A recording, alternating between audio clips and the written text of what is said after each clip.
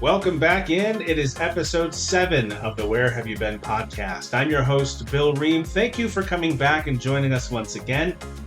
Today we have kind of a chill, more relaxed feel to the episode with another incredible human being as my guest. Their name is Arden, and we will be hearing much more about them coming up. Please subscribe wherever you're listening, and my ask this week is that you rate the podcast. That will help me out immensely. And now, sit back and relax as we have a really cool conversation with Arden on the Where Have You Been podcast. Thank you for being here. Very excited this week to have another spectacular guest on the podcast. And I'm just not even going to waste my breath. I'm actually just going to let them get started. I will start by saying, Arden, who are you? Hello. First off, thank you so much for having me on the podcast. I'm super stoked to be here. My name is Arden Coutts. I am a queer author, and also I host queer writing retreats or writing retreats for queer authors. I write romantic suspense, primarily LGBTQ plus romantic suspense, but I dabble in some other areas or genres of writing as well, including romantasy and horror. So my goal with my writing is to show that you can still be finding yourself and still find love in your 30s and 40s, and to highlight that the heroes that we kind of grew up with, at least I grew up with in like the 80s and 90s, can also be queer. We can have those queer action heroes. So I kind of highlight those things in my books. And my writing retreats are for any experience level and any genre. And the goal is to do writing and wellness retreats. So helping authors figure out how they can incorporate wellness into their writing practices, whether that be taking walks in nature, introducing some yoga into their writing, or just, journaling, meditation, those types of things. So that's a little bit about who I am. That's really wonderful. Have you always had a passion for writing? I have. I actually started writing poetry when I was about 8 or 9.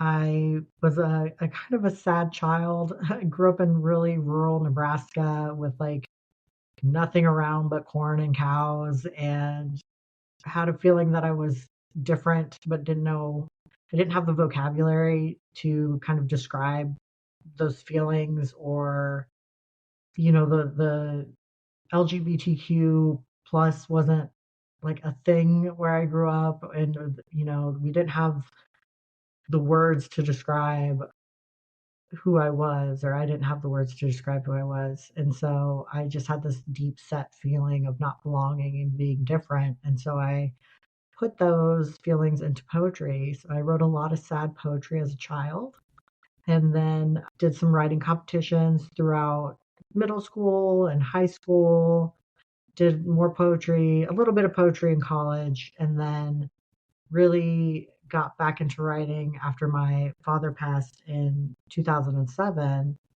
and was dealing with some insomnia and decided that I would write instead of waste my time when I was up and couldn't sleep. So I started writing a book, which I'm still working on, but will hopefully come out in the next year or two. But then I kind of like, got into the quote unquote real world and stopped writing and focused on working, and, did the adulting thing for years, and didn't kind of like lost my creative spark for a long time, and then eventually quit my corporate job and started my own business doing social media management and marketing for nonprofits and creatives, and started writing again. And then before I knew it, I published 5 books in like 2.5 years. So it was wonderful to get back into that creative space.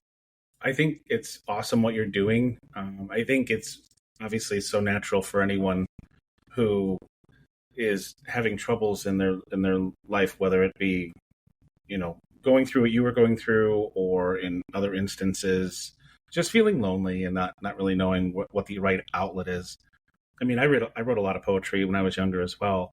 I never got as far as you did as to actually publish books. So I can also tell you, just from the bits that I've read, you're much more talented than I ever was.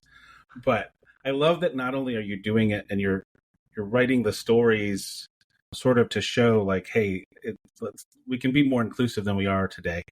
And not only that, but you're also taking it the step further to bring people in, whether it be in a virtual setting or you do in-person retreats as well sometimes, right? Not just virtuals. Yeah, I'm actually planning my first in-person writing retreat for April of 2026, and it is Excellent. shaping up to be a wonderful retreat. That's so awesome. Can you say where that's going to be, or do you want to hold off? Oh no, I'm like I could talk about it all day. Um, it's going to be in Hocking Hills, Ohio at Raven's Retreat.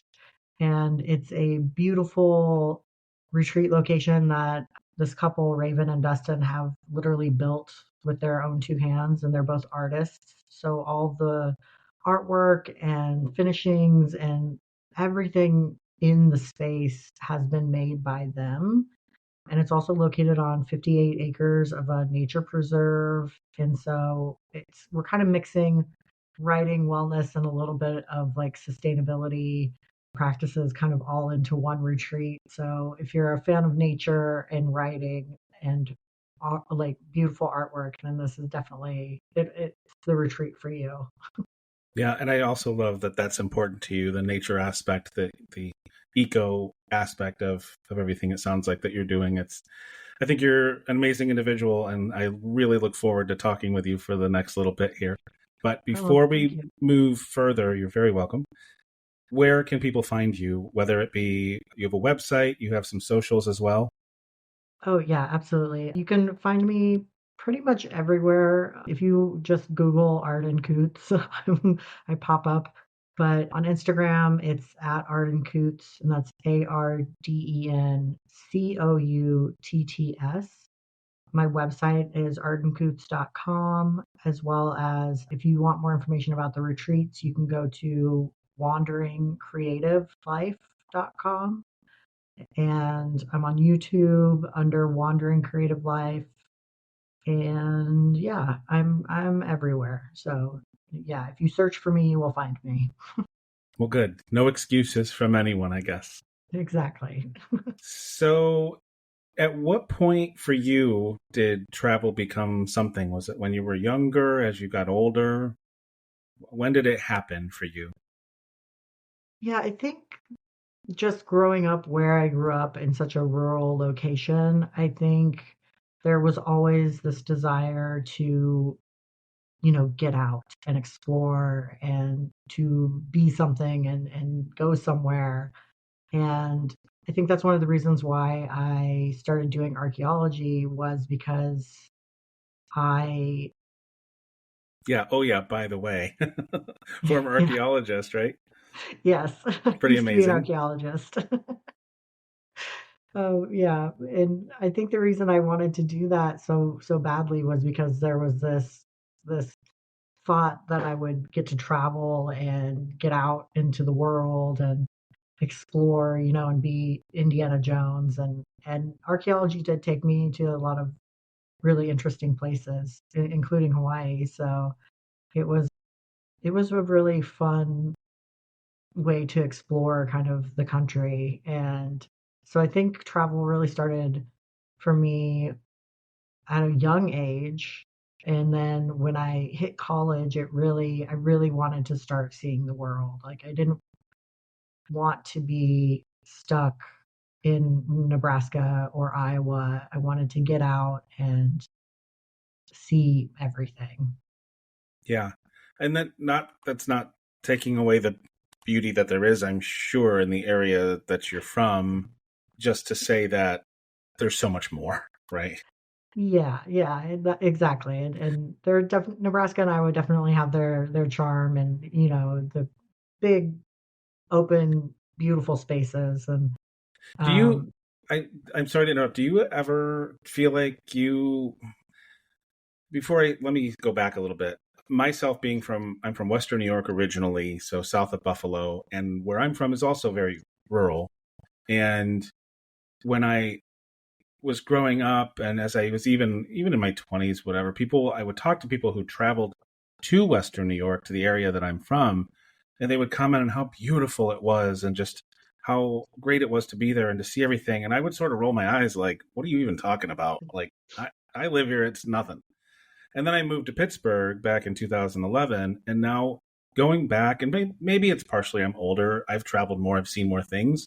It really is. The area that I'm from really has so much natural beauty. And I almost overlooked it. I really did overlook it for much of my life. Do you feel that Mm. way, or am I alone? Which is okay. No, no, I definitely feel that way, and I haven't been. I'm actually moving back to Nebraska, to my hometown here soon, and I'm kind of looking forward to it. There are some things I'm not looking forward to, but I'm looking forward to the slowness, the quietness, and I find that when I am in my hometown in Nebraska, I tap into kind of my photography a lot more because it's, oh, how do I explain it? Like the landscape is quiet, it's calming, and so it's so easy to kind of capture those emotions in photos while I'm there. So I really am looking forward to kind of getting back into that vibe and just enjoying the space. Yeah, And so, no, I definitely understand what you're saying. Yeah, I'm right there with you. that's very cool. And you are in you're matriculating now from North Carolina, is that right? Yep, that's correct. Yep, good So I'm old going to North ask you Carolina. before we move into like the bulk of the episode, do you have any just killer awesome stories from living in North Carolina before we go away from it? Mm, that's a great question. Could have North even just been Carolina. a fun night out and this was something I'll never forget. I really love Raleigh. I have had many wonderful nights out in Raleigh, and I live in Durham, but before I moved to Durham, I used to live in Wilson, North Carolina, which is kind of a smaller space. But I think as a whole, something I really enjoy about North Carolina is the care that a lot of places put into their historic downtown districts.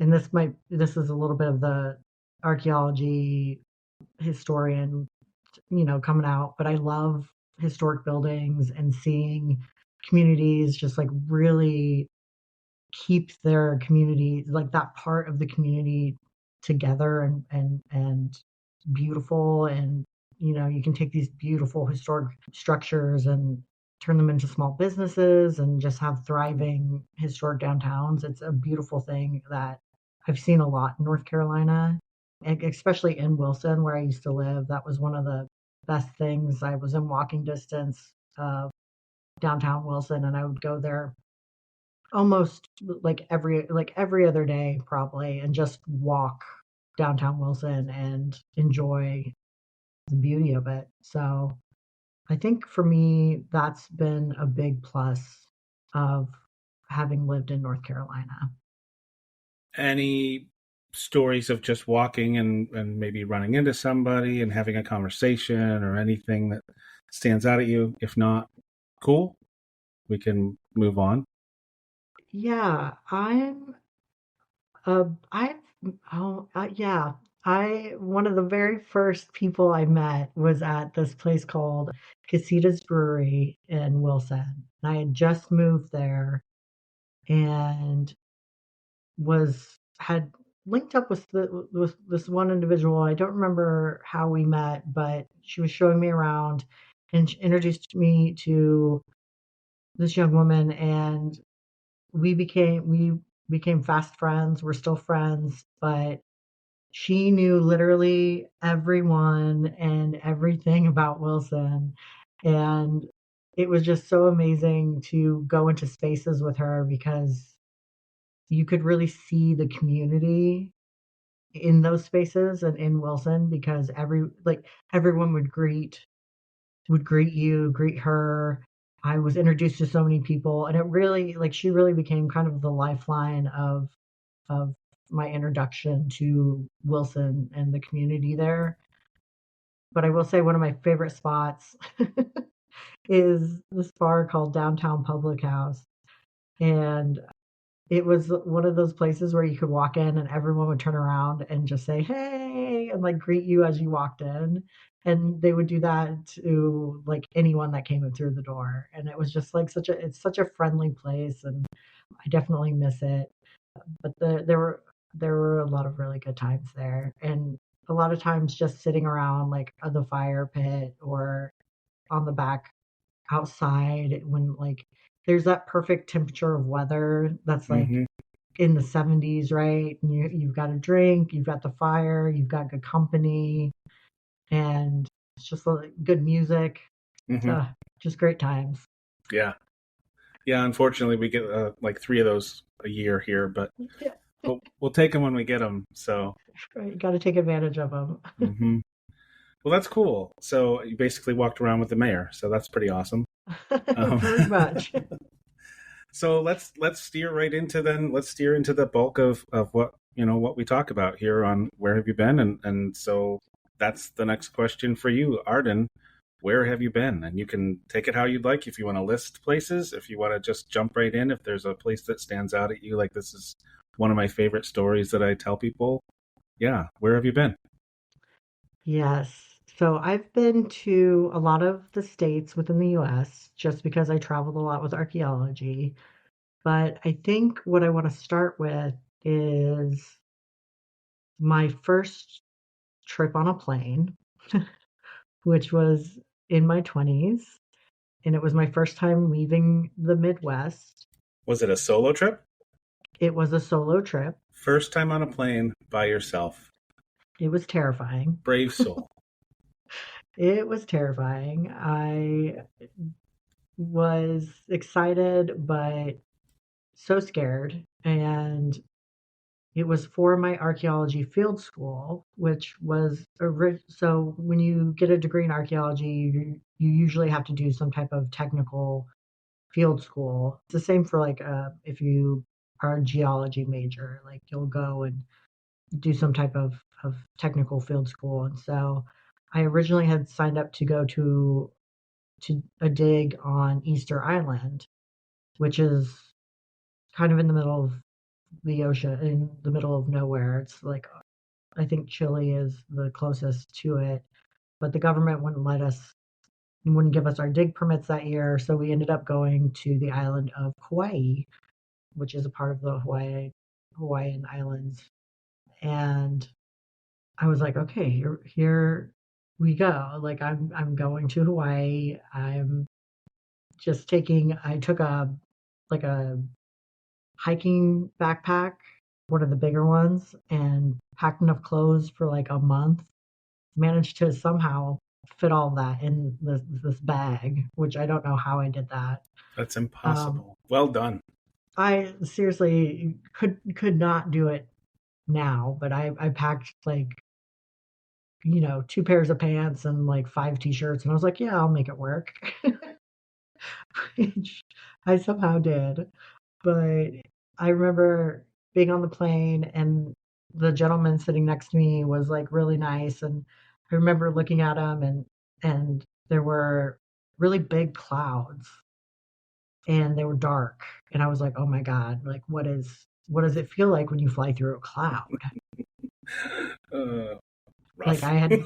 I had never, thought about that before. And so I like turned to the stranger and I was just like, "I'm sorry, this is my first time flying. What's it going to be like when we go through the clouds?"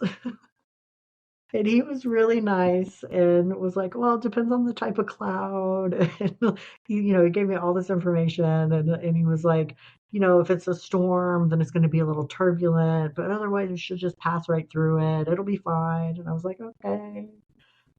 And so he was really nice.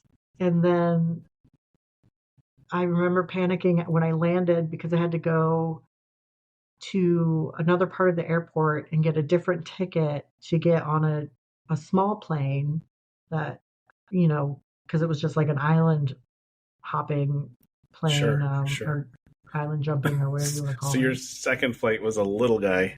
Yeah, little tiny. And we got on there and they were like, "Does anyone want a pina colada?" And I was like, "Yes, I need a drink." One? This Just has been an one? experience. And that, well, that's the thing. Like by the time I got the drink, I was like, we were already landing. Yeah, So, sure. but we landed. I made it to the field school, and the reason I want to like focus on Hawaii was not only because it was my first time traveling outside of the Midwest, but it was kind of my first time experiencing a different culture Hmm. than what I was used to.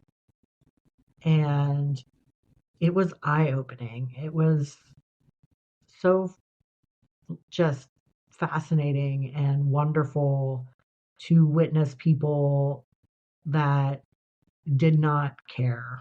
Like it was the most like freeing time in my life, I think. And the people were so nice, and you could literally wear anything and nobody cared. And that was my first time experiencing anything like that. Hmm. And I'm a people pleaser and I have social anxiety, and so I'm always worried about what other people are thinking about me. And Hawaii was the first time where I didn't have that. Yeah, I was going to ask you Um, if you were able to let that go. I was. It took me a little bit, and luckily we were there long enough that I really was able to like settle into the space. And one of the individuals that I met there, You can use first. I mean, if you're comfortable, you okay, don't. Obviously, you don't have like I to. don't know if I want to like put people's names out there, but Tori was so free, and her like she lived in Hawaii. She was just like the, you know, I don't even know how to describe her. Like just a free soul, and could just couldn't care less what people thought about her, and so kind. And there's a moment which I've actually like written poetry about and I think about often, just because it was such a moment of freedom for me, kind of figuring out who I was and realizing that, oh, I might be a little less straight than I thought I was. Because Okay. I'd like come out as bi when I was younger, but I was like, oh, okay, like this feels more right. Like this feels better than what I thought I was, I guess, if that makes any sense. Hmm. But we were riding in the back of a Jeep, like sunset on the beach, windows top down, wind blowing, listening to Bob Marley's Three Little Birds on the radio. And she was just drawing circles on my leg with her finger. And it was like one of the most calming, beautiful experiences of my life. And I was like, this is what Hawaii is. Like So you were in a movie for a moment. it really felt like it. It was insane and just beautiful. And I get goosebumps like talking about it now because it was just such a happy moment for me. And there was a similar moment where we were like just standing on the beach, watching the sunset, holding hands, and it was like just, insane, like Right. unreal. It just felt right. Yeah. And so it was just Good. a really beautiful moment, and and there wasn't anything like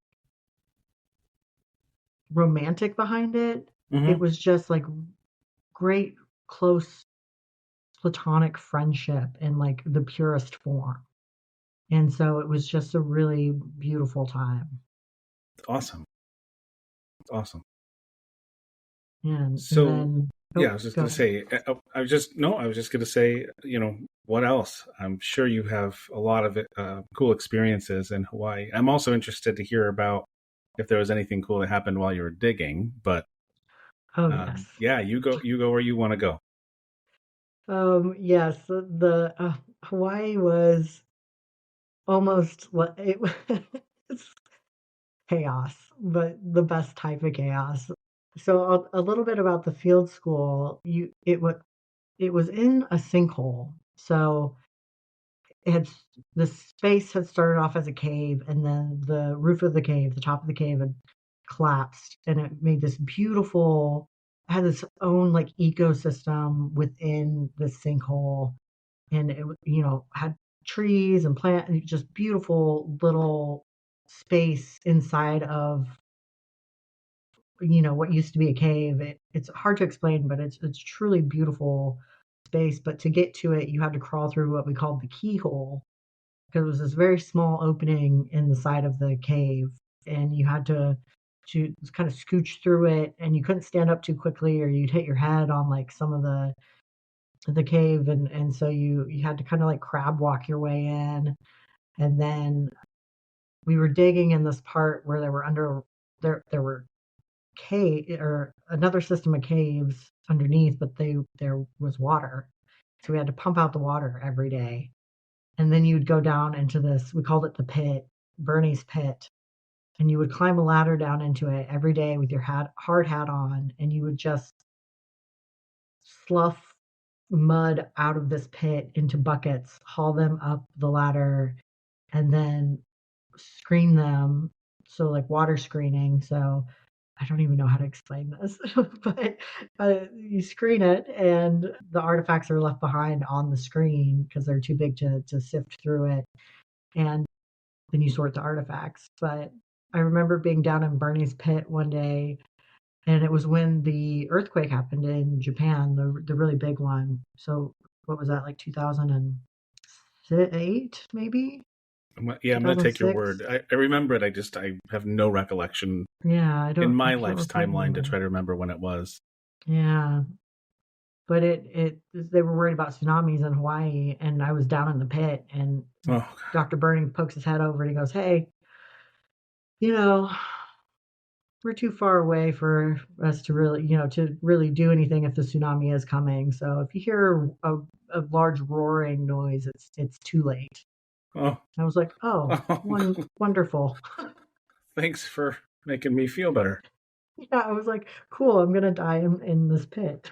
Oh, gee. They're But going to be sifting and find me. yeah, there were a lot of moments like that where it was just like the generator turned over one day and the pit filled with smoke, and they were like, "Don't come up, the generator might explode." So it was like chaos, like I said. But we found some really amazing things, a lot of prehistoric shell fish hooks and like pearl hooks. Oh, wow. Just beautiful, beautiful artifacts, different types of tools made out of fish bones and bird bones. And we were looking for prehistoric bird bones that belonged to like these 5 foot tall geese that had fangs that used to exist there. And yeah, I don't even, it was so magical. I can't find the words to explain it. Sounds really cool. Do you know what happened? Like that, all those artifacts, where do those go? Do you know? Yeah, so I believe since it was through the University of Manoa at Hawaii, I think they go either to the university or to one of the museums, Okay, that makes sense. I think. I just But wonder if it'd be cool if you, I mean, whether or not you'd be able to pick out something that stood out so much to you that you helped to, you know, to pull out of there and actually go to a museum today and see it. Like, how cool would that be? oh, I mean, a dream. That would be amazing. Yeah. I haven't found anything. I don't think that's in a museum. I could be wrong though. Yeah. But that was my first time in Hawaii, and I went back a second time. So I went the first time was on Kauai, which also oh, we got a private tour of the National Botanical Tropical Garden on Kauai. It- You want to talk about magical. They shot the Jurassic Park movies there, and if that gives you kind of an idea of the just majestic Hmm. trees and oh, just beautiful. And so we got a private tour of that and got to spend like an entire day, I think actually more, I think like 2 days at the botanical garden doing some mapping drills or practice. And then we went to Limahuli Garden, which is another fantastic place on the island of Kauai, where we got to essentially climb a mountain. At least that's what it felt like. We had to hike up this mountain and do some mapping of taro terraces. So they used to farm taro by building terraces with rock, and they would fill it with water. And taro was like a big staple for ancient Hawaiians for their meals. And so we got to map these prehistoric walls. And then I got to learn how to harvest taro with my feet. And it was, again, another amazing experience that I was just Wow. like, oh my God, I cannot believe I'm here. Right. So when you went back again, but this time you did not go to Kauai? That's right. The second time I just went to Oahu. Okay. And anything that you did there that was just awesome? But anybody you met, any cool experiences? I'm sure Yeah, everything you do in Hawaii is beautiful it and really is. awe-inspiring, but yeah, Yes. Yeah, I actually met up with Tori again, and she rented a car, and we drove around the entire island, and it was glorious. It was almost kind of like recreating that moment in Kauai with like Bob Marley on the radio, driving with the roof down, the windows down, watching the sunset from a hilltop over the ocean.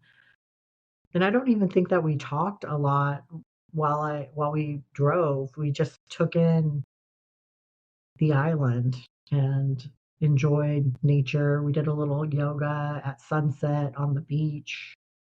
Yeah, Hawaii, I think will always. I got a tattoo while I was in Hawaii to kind of nice. remember my time there. So I'll always have fond memories of my time in Hawaii, and I hope to one day go back. Anything that's like a more specific story you can tell me? Anything funny, outrageous, or you kind of more laid back than that? Not that things can't Hmm. happen, even if, you know. From when I was in Hawaii Well, the second time. tell me like there had to be some fantastic meals. Ooh, okay. So like obsessed with ice cream, probably to the point where it's very unhealthy for me. But in that same vein, I also love shave ice or like what are they called here? Snow cones. Yeah, snow cones, yeah. Um, Hmm. oh my God. Right. And in Hawaii, they take it to another level. The ice, the is like so finely shaved. It's like you can't tell it's ice and it's like fluffy. And I got shaved ice that it was the ice. And then if I'm remembering correctly, it was like boba or tapioca balls, like some oatmeal chocolate and like there was something up like maybe coconut or something on top and it was like drizzled in chocolate and it was one of the most amazing things I've ever eaten in my life. Wow. You lost me at the coconut part, but the rest Right. of it sounds great. Yeah, it was, and I was just like, what is this magic? Like why haven't I not ever experienced this before? And then I guess another fun story, I was with this is with my friend Caitlin who I stayed with when I was in Oahu. We went camping on the beach and it was my first time playing King's Cup, which is a drinking game, but it was just such a fun experience because it was Caitlin and two of her friends, and then I was there as well, and we just sat around this little fire that we'd built, played this drinking game, and just stayed up all night enjoying the beach and the stars, and it was one of the again kind of one of those moments where, like, if you just step back and you pause for a moment, you're just like, whoa, this is so calming, and almost like you're disconnected from the rest of the world. It was another one of those kind of moments. Yeah. Oh, I know what you mean. I've definitely had those. And it's tough. It's like, how do you put that into words for someone who maybe hasn't had a similar experience? You really can't. I mean, Yeah.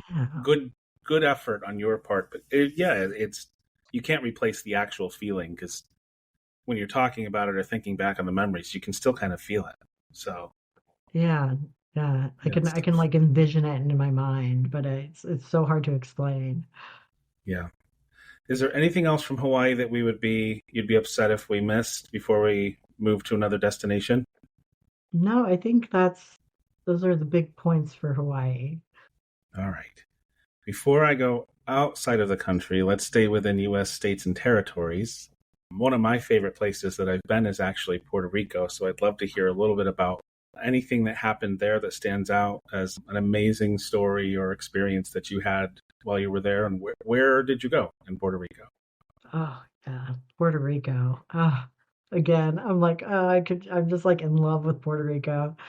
I'm dying to go back. I actually visited Puerto Rico at a terrible time. So I used to do disaster recovery work. I worked for FEMA for 7.5 years as an environmental compliance specialist and a advisor of sorts, and would deploy to large scale disasters and try to get federal agencies to work together and share compliance information. And so when Hurricane Irma and Maria happened, I got deployed to Puerto Rico. So I was actually there on work for work, but I got to explore a little bit of Puerto Rico while I was there and fell in love with with Puerto Rico and the people. Again, I really think the people make a place, because here they were like in the midst of a recovery after this terrible natural disaster, and every single person I met was just the loveliest, like most upbeat person, and had such a positive outlook on life that it blew my mind, because I can sometimes I'm not always upbeat. Yeah. And so to meet people that were in these terrible situations, like their homes didn't exist anymore, and they were so nice to me, a stranger, it, yeah, it was just wonderful. So what parts did you get to see? Were you mostly near like San Juan, or did you get to go around? You said you traveled a bit of. Yeah, I was primarily in San Juan, just right on the water. Well, yeah, but Mhm. I went to Rincon, I think is how you say it. Rincon. It's like a little Or surfing town that's on the oh, okay, north part of the island, I think. okay, But I was like, man, if I surfed, I would live there, because it was just, I'm drawn to places that have very chill vibes, I guess.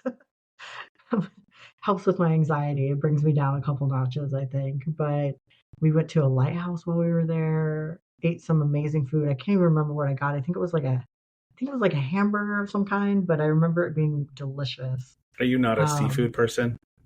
I dabble with seafood, but I'm not very adventurous when it comes to food. Hmm. So I kind of always stick to what I've had before. But we did go to this place called, funny enough, it was called Maui. And they did, I think it was an ahi tuna steak that was just to die for. and I would get it every time I went there because it was just so good. And it was within walking distance of my hotel, which was glorious. I stayed at a hotel called Serendipity, and they were shooting a TV show in Puerto Rico at the time. There were famous people there, and I rode the elevator with one of the actors, and it was super awkward because we kind of looked at each other, and I was like, he can tell that I know who he is. Right. And I'm like, I'm not going to say anything though, I because thought you were going to say he recognized you too, and that just made it really awkward. I mean, yeah, that would be great. But it was like, it was just so awkward. I was like, I just gave him like a head nod and he gave me one back. And I was like, okay, cool. I'm going to leave now. That was a moment. You had a moment. Oh, it was, yeah, it was. And I couldn't look anywhere because, of course, the elevator was completely mirrored. Oh, jeez. So it was like no matter where I looked, could see him, and we were like making eye contact in every mirror. And I was like, "Oh my god, I have to get out of this this case of what is it in Ron Burgundy? I'm in a glass case of emotion." That's what it felt like. Yeah. I was trapped in there, but it was really weird to like go out to the pool and see like all these famous people, and I was just like, "What is going on? This is wild." Yeah, that's Um, crazy. I wish I could really remember the show, but anyways, I also I went ATVing through the rainforest, and that was fantastic. It was so much fun. It, Wonderful way to see the entire rainforest there. Not the entire rainforest, but like a good chunk of it. And our tour guide was hilarious. And I got in trouble because I was going too fast. So he like waved his finger at me, and I was like, my bad, my bad. That's funny because I'll tell you, once upon a time, I was in Aruba and we did a four wheeling tour. And, when you're on the resort side, it's beautiful and tropical and whatever. And you go a little bit down the road and it's desert. And so we Mm. actually went out into the desert and we were four wheeling. And I got yelled at over and over and over again for being way too slow.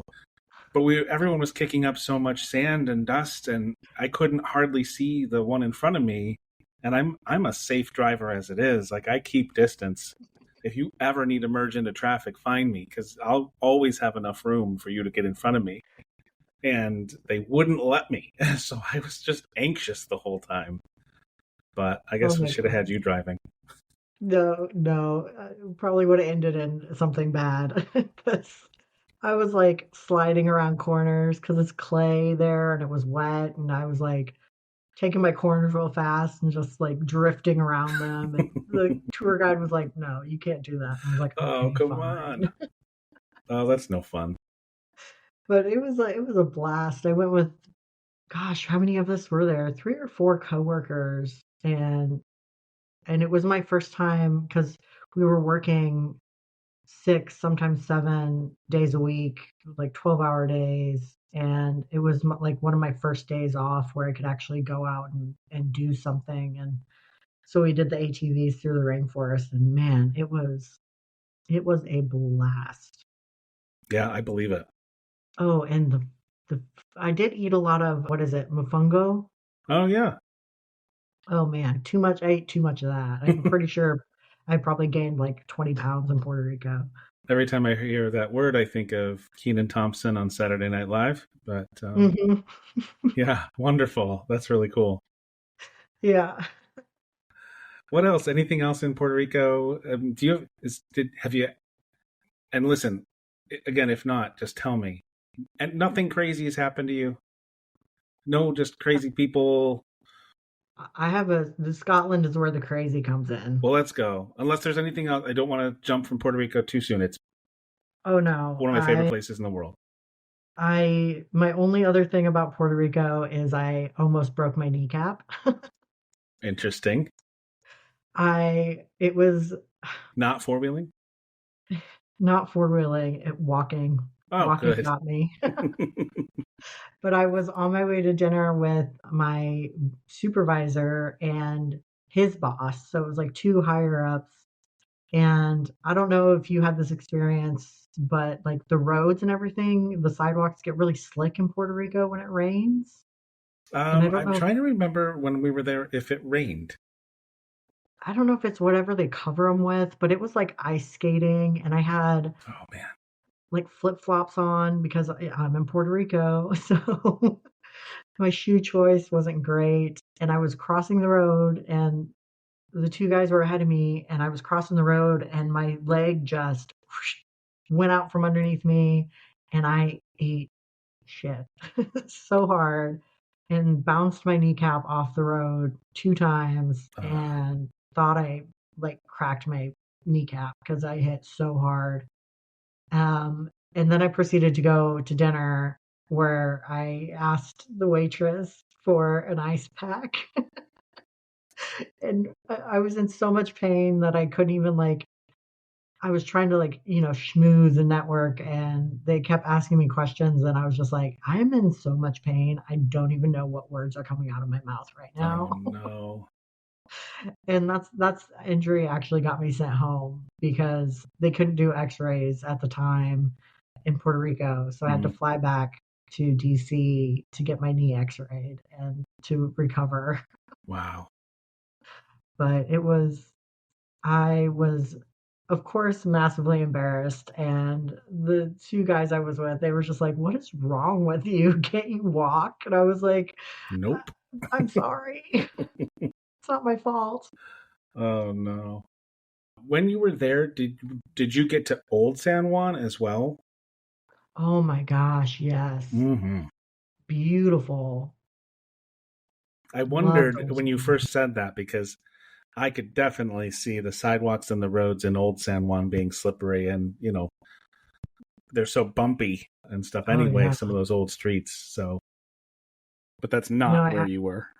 no, I Yeah. actually looked it up because I was like, I wonder, because I was like, I don't understand why these roads are so slick. And so I looked it up, and it was like lawsuits against the city of San Juan, and it was like they had a protection against the entire city, or like citywide, against people slipping and falling. And it essentially was like, it's not our fault. It's just what we use on our roads. Oh my gosh. So I was like, okay, fair enough. I'll wear better shoes. Yep. Okay, I'm ready for Scotland. Oh, Bring it on. okay. When Scotland was was my this? first. When did you go? Ooh, 18 maybe, 2018, I think. Okay. Relatively Um, recently. yes, and I like to take myself on trips for my birthday. Oh, nice. And yeah, and my birthday's in October, so and I like to travel in October. I mean, it's my month. Hmm. Everything's great, the weather's great, and it's a celebration. So I took myself to Scotland. Can I ask you why? Why Scotland? It's a place that I would like to visit, but it just never seems to be high on my list, and I don't know a lot about it. Oh, absolutely. So my family is from Scotland originally. We are descendants of the Picts through Ireland and Scotland, and then you can track my family's movement from Scotland into Canada, and then from Canada down into the States. And my one of my aunts wrote a book about our family heritage, so I knew like going into it that my clan, my Scottish clan name is the Fergusons. And so I was like, okay, I have to go to Scotland one day because that's where my ancestors are from. And it was just the first place that I was really like, I can do this. I can travel internationally by myself, and I'm gonna go to Scotland. And And you I made it, even with clouds and such. the clouds. So scary. Yeah, I did make it. I actually went with I found this was my first experience traveling internationally, but also I went with a group called EF Go Ahead Tours, Hmm. and they used to do educational tours, but I think they kind of moved away from that and just do like basic tours now. But I was like, okay, I'm gonna. I'm going to go by myself, but I'm going to go in a group. That way I have the option to go and explore by myself when I want to, or I can like hopefully make friends and then I can, travel with people and like interact with people and that's what actually ends up getting me into a little bit of trouble, some foreshadowing while on this trip because I was one of the only solo travelers in the group because everyone had gone with like family or friends, and there was one other solo traveler. I got there and I'd made a list of places I wanted to visit because we flew into Glasgow and we were only going to be there. That's the thing about the tour is it's like super fast. It was like a 10-day tour. You're going to go around the entire island. You're going to see everything, or in the entirety of Scotland. You're going to see everything, and then you're back on the plane and you're out. Yeah, So it's sort like, of a whirlwind. yeah. And I mean, and they're like, when we say get on the bus, you're on the bus, or we're leaving you behind. Like, we're not stopping for anyone. Jeez. And so it was like pretty intense. But I get to the airport and I'm like, my room's not ready. So I'm like, okay, I'm gonna go to this tea room in Glasgow that I really wanna go to. And so I took myself to this like I wanted to go because it's like I don't, of course I don't remember the name of it now, but a really well known tea room, and it's like super old. And so I went, but I was too nervous to order tea because it seemed so complicated that I just ordered like a latte Okay. because I got scared. I was like, oh no, there's pots and all these things that I have to do. So I was like, I'll just order a latte. But I get back to the hotel and, first day goes, second day, oh, actually, it was the same night is when I meet Lori, the other solo traveler. Okay. She's in her 60s, flaming red hair, and the first thing she does is she's like, "Oh, well, what's your sign? What sign are you?" And I'm like, "Okay, let's go. I'm a Libra." And I'm like, "What are you?" And she's like, "Oh, I'm a Leo Aries rising." And I was like, "Okay, you're a little high energy. Okay, okay." Like, we're getting each other's star signs, getting a feel for each other right away. And she's got the vibe of in school where there was always that one kid that did like naughty things to get attention. Sure. Absolutely. She has that energy where it's like, oh, tour guide, pay attention to me. I know everything. Pay attention, pay attention. And she was like acting wild. And that's all on night one. And I was like, all right. So, Do you know where she was from? California. Okay, from the States. Okay. Yep, California. And her husband were very much, I don't want to say gothic, but like Anne Rice vampire obsessed Okay. kind of gothic. To each their own. Yeah, I was gonna say, which is fine, Yeah, to each their absolutely. own. But where this goes, so I spend maybe 3 days with Lori, just palling around, going on adventures. We went to so many castles. And then I was like, one day I was like, you know what? I'm going to sit with someone else at breakfast just so I can meet other people on this tour because there are people from everywhere and I want to like get to know some of the other people and be a little social, and I don't want to just like limit myself to speaking to like one or two people. Sure. And so I go and I sit with this group that we fondly called the Wisconsin Seven because there were seven of them and they were from Wisconsin. Go figure. Nice. And they were made up of like school teachers and professors and just a really friendly bunch. And so I sat with them for breakfast one day, and that made Lori very angry. Oh no. And she accused me of using her friendship and was just like very mean the rest of the trip. And then at the end of the trip, which some other stuff goes on in there that I can share, but at the end of the trip, she sent me a page long rant on Facebook Messenger about how I had ruined her entire trip because I like left her after 3 days and that I thought I was like better than her and all this stuff. And it just went on and on and on. And it was a really wild experience.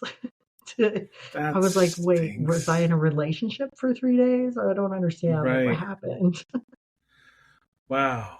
Yeah, I mean, yeah. I don't know what else to say. Did that ruin the rest of your trip, or did you still make the best of it? And It definitely it tainted it a little bit hmm because I had I had moments where like I found a lens cloth to a camera, and so I picked it up and was asking a couple other people who had nice cameras like, "Oh, is this your lens cloth? Is this someone else's?" And she went, "Oh, why don't you ask me?" And I was like, "Well, you don't have a camera, so I, didn't think that I needed to." And she's like, "Well, you should ask me anyways." And I was like, "Okay, Lori, is this your lens cloth?" And she was like, "No, but thanks for asking." And I was like, "What is going on?" So there were like little moments like that that were just like awkward, and then yeah. it made other people awkward because they could sense that there was like something going, like some tension hmm there. But I do have hermit like tendencies, I like to say, and I do like to be alone a lot of the times. So this kind of gave me the opportunity to kind of wander off on my own. And so when the group was touring a castle, I would often go out to the garden, or like some of the castles had like trails around them. So I'd just go out and like walk the trails and take pictures of like the flowers and things because that's what I really enjoy doing. And I know this is probably like something you're not supposed to say, but I felt like we saw so many castles. I was like, hmm once I've seen, like 10, maybe I can skip one or two. Oh, I would say, and you're creating memories for yourself that nobody else on that trip is going to have.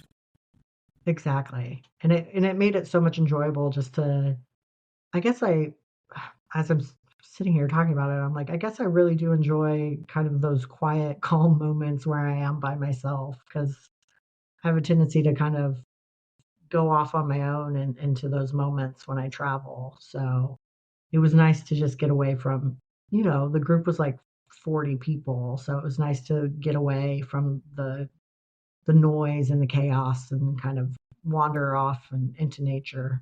Yeah, that sounds like a long and you said rapid, like, you're really moving from place to place. And it Yeah. sounds like a lot. It just sounds like a lot. Like, and I love doing tours. But I love doing like walking tours. They're a little slower paced. You get to Mm, know a neighborhood and maybe go yes. stop at a coffee shop and maybe grab a bite to eat somewhere. And you get to talk about the areas and maybe a little bit more intimate, and then go off on my own after, you know. So I love the tour setting, and I love that. But I agree with you. I think that would be a lot like overkill almost. Yeah, it was overwhelming because it literally was like, okay, you're up at 7 a.m., you're done with breakfast by 8, you're on the bus by 8:30, you're to your next location by 9:30. Okay, you're done there after an hour and a half. Like everything was so scheduled. It was exhausting. Like by the time I got back, I was like, I need an A actual vacation, vacation sure. now. And for some of those places that you went to, I imagine a lot of them, maybe even most or all of them, were sort of kind of off by themselves, especially for going to castles. But were there any Mhm. of them that were just like, what a bummer? There looks like this beautiful little town all around it that we really didn't get a chance to go through because we were moving so fast. Oh yeah, there were several that were just adorable. Like they were set like the castle would be set back a little bit, and then there'd be these cute little towns kind of set up around them. And yeah, you want to explore, and you don't really get the opportunity. And there was one moment that really the moment that really sticks out to me the most about my Scotland trip was when we went to the battlefield of Culloden because my family fought there and they have stones set up for like the different clans that fought in the battle. And so my goal was to find my family's stone. And the battlefield is massive. And we got there and of course, it was like, okay, you have an hour to look around, get something to eat, and then you're back on the bus. And so I was like, oh God, I have to hurry because I had no idea where Right. There's not like the a stone was going to map that be. you can buy that shows you what area to go. Yeah, I had found one and I can't remember. I think it was like right on the very edge of the far edge of the battlefield on like the east side or something. So I was like, okay, I got to get out there. And so we start walking out there and it's just a torrential downpour. I'm talking like like white line of rain just racing towards us. And we're out in this field and I was like, oh crap. We were going to get drenched and it was cold. And I mean, so here we are running through this field, just drenched in rain, trying to find this stone on a battlefield. And, but it was just like, it was again so magical and like such a unique experience. I was like, I ran through the rain on Culloden battlefield. And you have me in suspense. Did you find it? I did. Yes. And it was like there were beautiful rainbows after the rain. So I have all these pictures of like the stone with the rainbows in the background. And I'm like, oh my God, this is like, it was just such an amazing Well, experience. yeah, when it all comes to pass, you didn't say that you were worried, but this clearly this massive rainstorm or whatever is coming in. But if not for that, you wouldn't have had those photos. That's Yeah, amazing. it was really great. I mean, the downside was I had to spend the rest of the day in wet clothes, but it was totally worth it. Oh, sure. Cold and wet. Yeah, totally worth it though. I would do it again in a heartbeat. Awesome. It sounds like you do need to go back to Scotland again at some point and either find a slower paced tour or just do it on your own or with a friend or something, I think, and just take your time with it. Yeah, I definitely think that's what I'm going to do. When we went to Edinburgh, we had a couple of days there. I think that was the longest stop. I think it was like 3 days. And you could go to, what is the golfing place? St. Andrews, I think. I believe that's Um, correct. okay. So you could go on an outing to St. Andrews, or you could have an extra day to do whatever you wanted. And I was like, oh, I'm going to stay and just walk around Edinburgh and just I didn't have any plans to meet up with anyone. I was like, I'm just going to start at the top of the hill at the castle and walk down the Royal Mile and like stop in all the shops and just spend the entire day moseying around Edinburgh. And I ran into a couple other people and we ended up getting breakfast together at one of the little local cafes and just kind of wandered the streets together. And then I, of course, got a tattoo because I Hmm. collect tattoos for the places I've been. Hmm. So I I used was to like, I do must get Christmas one. ornaments, but to each their own. I like to do something a little more permanent. Sure. No, I love it. And so I got a tattoo of a unicorn because that's the national animal of Scotland and a thistle. And yeah, that was probably one of the best days because it was just again that like calm vibe of just walking around exploring on my own and like spending a little bit of time with folks but not like feeling like I had to spend time with people or entertain people and so that was probably the second highlight of the trip. So I'm gonna interject with this because I just don't want to forget to mention it. I I don't know that you would love it, but I feel like you would. I think you have to get to the southeastern part of Costa Rica at some point and Mm, just hang. I've mentioned it on other podcast episodes. It's the Caribbean side. It's a very Jamaican population and feel, and it's just so laid back and so mellow. The food is incredible, the music, the entertainment, and it's just like I've said, like they live on Tico time in Costa Rica anyway, so everything's sort of like, yeah, we'll get there. But Nice. on that part of the land, it's just that's my favorite to be. Oh, So heard wonderful things about Costa the Rica. entire country is incredible, and there's some things that are changing in certain places, but just avoid those places. That's all. Hmm. So we're kind of getting close to the end here, but I definitely want to give you an opportunity to talk about anything that stood out to you either in Ireland or Mexico as the other two places that you listed.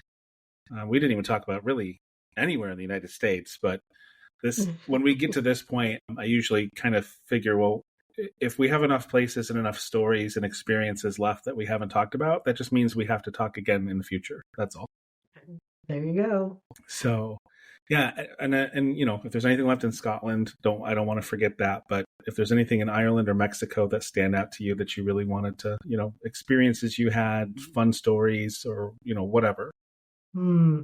I think the big thing for Ireland was I finished one of my books there, finished writing it. So that was a really big highlight for me in Dublin. But I went for a yoga retreat as the photographer for the retreat. That's also how I went to Mexico. I do a little bit of photography and get to go to the retreat and enjoy everything. But in Ireland, the big thing was I went as part of the retreat and then I stayed an extra 3 days and I stayed in my first hostel, which was a capsule hostel, and it was very cool. It was better than a lot of the hotels I've stayed in. That's cool. It was really neat. And they had a huge common space downstairs that was a cafe and a bar, and they had performers every day. And so I would just take my laptop down there and would write and watch people all day, This is like and a it bougie was great. hostel. It was really nice. I mean, like I said, it's better than a lot of the hotels I stayed in, That's but it awesome. was fun. That's the big thing about Ireland. Yeah. Another place I haven't been that's sort of on my list. I do have Irish heritage. I don't really know parts of my family that were from there. That something I could probably research and have some fun. But I have some family that's been a number of times to Ireland and they loved it. So Mm. it's on my list, like a lot of places. I was going to say the ever-growing list. Yeah, yeah, but I definitely have a very short list as a part of that list. So there's some places that I just have to get to. But Mm. so nothing stands out to you from Mexico that you just are like, hey, I have to, or even you know what, even though we didn't touch on places in the U.S. and I know sometimes it's tougher because you're more of a reserved person and you like that feeling of just being by yourself in the calm. But is there anything that stood out to you as like this was just a really either eye-opening moment, life-changing moment, anywhere in the world? Because I want to make sure we don't miss that before we move on to the final Hmm. few questions I have for you. I am thinking Mexico was eye-opening in that I it was my first yoga retreat, and again I was surprised by the people both like in Mexico, but also the people on the retreat were just so beautiful and open and kind, and I made some really good friends on that retreat. And it was before it I was my goodness, when was that? It was during COVID, I think, or right after, so maybe 2021 or 2022. And I was I had just made the decision to get top surgery. So essentially like a double mastectomy for cosmetic and gender identity reasons. And hadn't had it yet, but these people that I had just met in Mexico were some of the first people that found out that I was going to do it because they were just so open and, like I said, kind. And I felt like I could share so much of myself in that space and not be judged or yeah, it was just like a safe space and we were in Puerto Vallarta and they just had their Pride Month and so all the entire city was like decked out in pride flags and um I don't know, it just gave me all the feels of being accepted and it was a really great experience in that way. Very cool. That's awesome. Okay, I got a few questions left for you before we All wrap. right. All right. So the first thing, and it sounds like if I had to guess, I think I'm relatively perceptive. You're not necessarily a foodie. Not that you don't like food, but you don't consider yourself a foodie. Yeah, absolutely not. But is there any one meal anywhere in the world, one meal that stands out to you as this was the most amazing thing besides the shaved ice? That was Oh, like, this was the most incredible thing I've ever eaten. Maybe it wasn't even necessarily the food itself, but that experience at that place, restaurant, person's backyard, wherever it was, mm. that's just like, this was amazing. Yes, I know exactly what I'm gonna say. I I love spam, and which might is odd, I'm sure, but when I was in Hawaii, I was there during the New Year, and Caitlin, who I was staying with, is Japanese Hawaiian or Hawaiian Japanese heritage, and her grandmother was there, and she made I don't even know the proper name for it, but it was spam, rice, wrapped in seaweed roll, and it was fantastic. And they were all surprised that I liked it. And I was like, oh yeah, I'm like, I eat spam all the time. This is like one of the best meals of my life right now. That's awesome. I don't know if I've ever had it. If I have, it was probably when I was a kid and maybe my mom made it, but I don't remember. Yeah, I haven't had it in a while, but man, and it was like an experience because I got to help roll the spam and the seaweed and it was like making sushi but with spam and it was just a really fun experience altogether. Was it like a cultural dish for them of some kind, or was it just something they just enjoyed it and they just shared it with you? I think it's a cultural dish. I think spam is pretty popular in Hawaii, but yeah, like everyone was like, you're from the mainland and you eat spam?" And I was like, "Hell yeah." That's really cool. Okay, so we got that down. That was definitely very unique, and I don't think we'll have that same answer at any time. But who knows? Who knows? So I want to know one of the questions I ask that I think a lot of people would avoid, but I enjoy this question very much.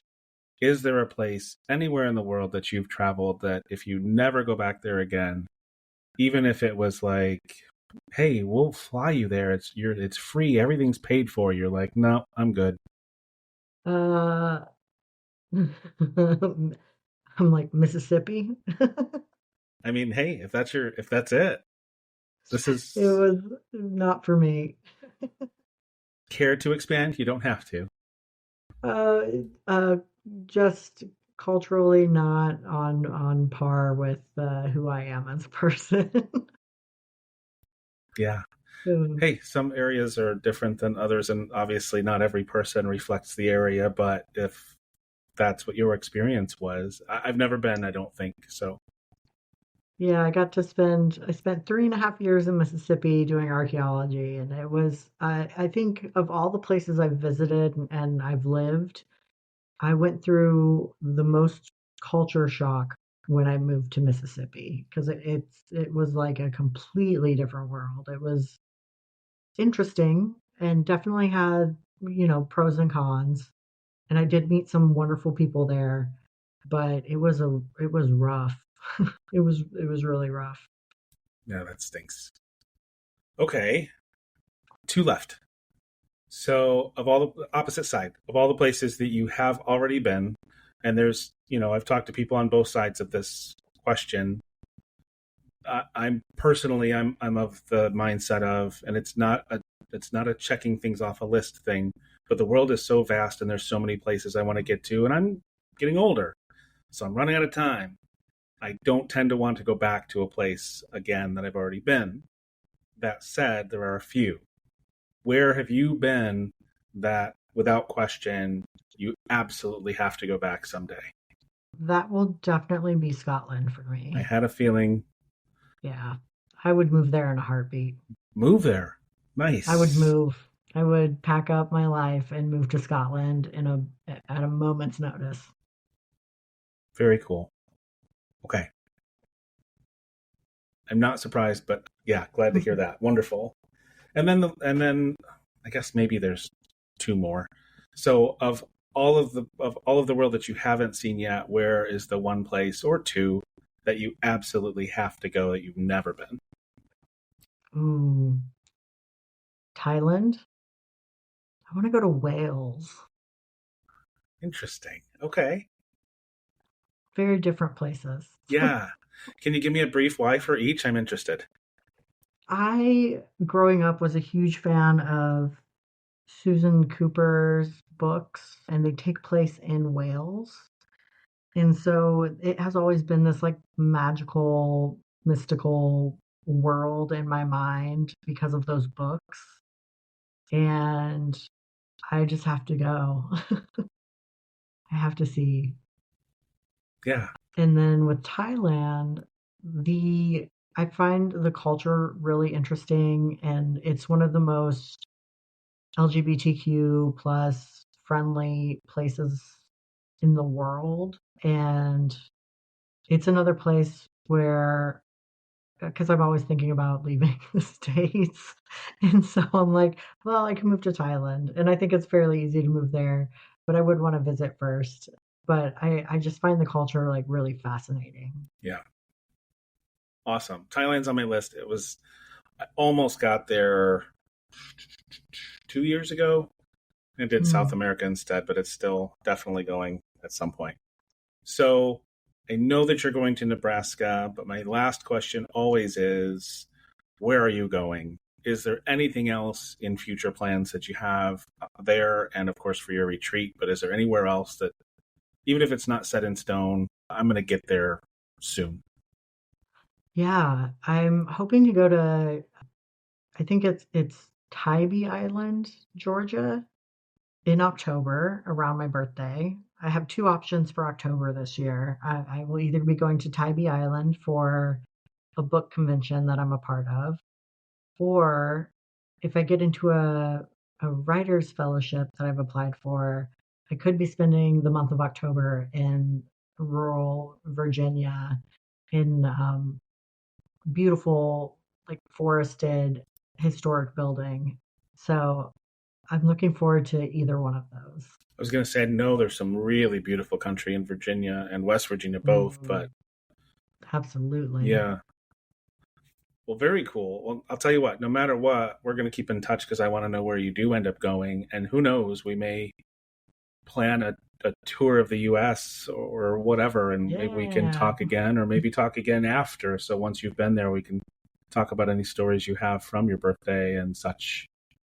Love So, that. Yes. I'm a fan and really enjoyed this and would love to stay in touch and keep chatting. yeah. Well, thank you so much for coming on. Before we go, is there anything you want to add, anything that popped into your head we missed, or anything at all? I don't think so. Perfect. Well, thank you again so much for being on, Arden. I love your story and I want to learn more about you. We learned some about kind of who you are and your travel habits, but I'm definitely going to learn more about you and your story and follow it as it goes along and is ever going. Oh, thank you so much. Yeah. And there you have it. Episode 7 is in the books. Thank you again for being here, for hanging out with me and my wonderful guests that we had, Arden, with some really fantastic stories. And my ask, as I had said at the beginning of the podcast episode, is to please, whatever platform you're listening on, please rate the podcast. It would really mean a lot to me. It'll help us grow and get to more people's ears. So thank you so much again for being here. Hopefully you'll come back and join me again next week on the Where Have You Been podcast. I'm Bill Ream. Have a great day.